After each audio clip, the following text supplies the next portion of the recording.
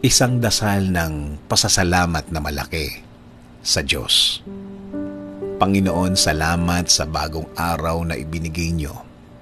Alam po namin na may bago kang ipapakita sa amin na mga blessings mo, Panginoon. Salamat po sa mga nare-receive po namin na mga pagpapala.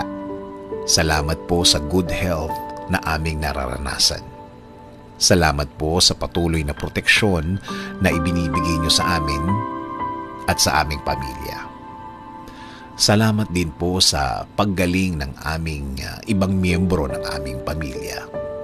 Kasabay din po ng proteksyon na hindi na sila magkakasakit ulit, Panginoon. Salamat din po sa mga bagay na ibibigay niyo po sa amin. Alam po namin na ang timing niyo po ay perfect timing, Panginoon. Alam namin in time, makukuha namin ang aming hinihingi at idinadasal po namin sa inyo. At alam po namin na hindi na ito magtatagal. Naniniwala rin kami na ang lahat ng pagsubok na nararanasan namin ay bahagi ng pagtuturo sa amin, na may mga leksyon kaming matututunan along the way. At kami ay mas magiging mabuting mga tao, mas mabuting mga magulang, mas mabuting anak, at mas mabuting Pilipino. Kaya salamat po sa paggawa mo sa aming maging malakas at maging matatag sa harap ng mga hirap sa buhay.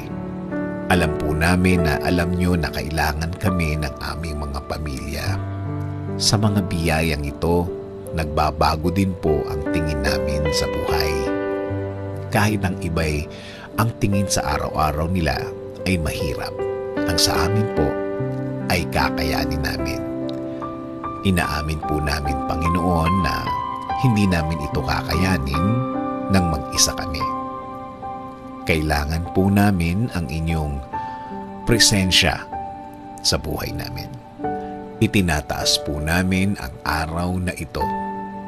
Kami po ay patuloy na magtitiwala at maniniwala na kami ay nasa ilalim ng inyong pagmamahal at pag-iingat. Kaya kaya po namin ang harapin ang araw na ito. Salamat po ulit, Panginoon, sa pangalan ni Jesus. Amen. Sabi nga sa Psalm 7:17, I will give thanks to the Lord because of His righteousness.